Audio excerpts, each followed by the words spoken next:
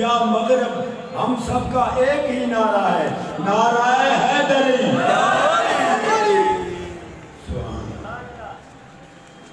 मोहब्बत जन मन में से मेरा कीन थे अवल गई सजदो अल्लाह के पर खल्क जी खिदमत कन वो कीन वली थे जन इश्क कयो अल्लाह सा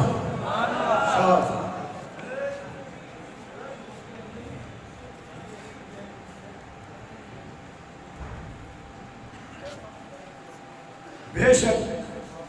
पर अल्लाह अंदर में मोहम्मद मन में अली आवाज में त थी गई हर घड़ी इश्क नमाज में इंशाअल्लाह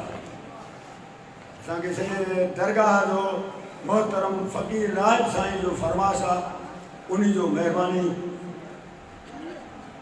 मुरीद गौसल वराजा आयो अली असां जो इमाम वाहे हज़ूर जे खातिर हलूं था कोई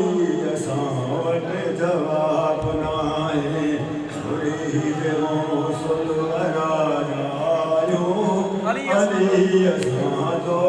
इमाम वाहे नमाल ज़रवे दुनिया जी दौलत वड़ी वई तुझी गुलामी निवेड़त गजगोर दहशत दरिया देखारे थी बेड़ो तो जोई साम आए मुरीद गौसल वराजा आयो अली असां जो इमाम आए तन के कोई अमीरी ॾिठो अचन शान दस्तगीरी तन के कोई अमीरी ॾिठो अचन शान दस्तगीरी अचन पिया आशिक़ किरन पिया सा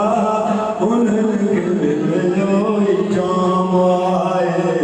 मुरीद गौसल वराजा आयो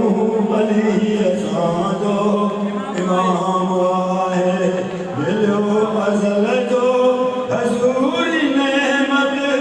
दुरूद कलमो सलात रहमत जगायो इश्क़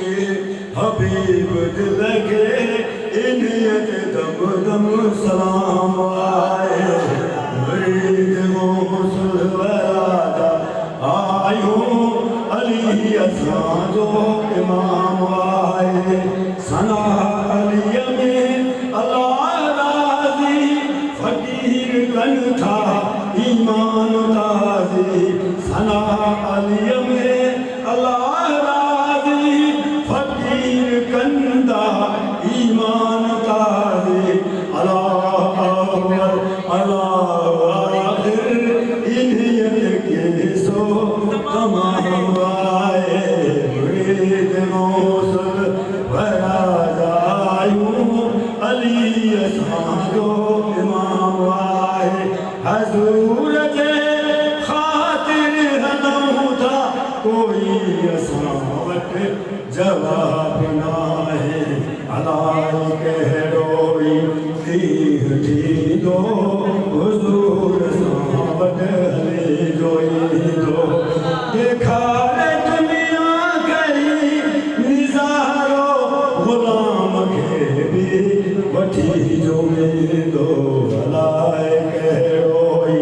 ॾींहुं थींदो हुज़ूर सां वटि हले जो ईंदो अचनि मलाइक ॾियनि मुबारक अचनि मलाइक ॾियनि मुबारक दुखनि जो केसो तमामु थींदो हुज़ूर सां वटि हले जो ईंदो अलाए कहिड़ो ई थींदो हुज़ूर सां वटि हली जो ईंदो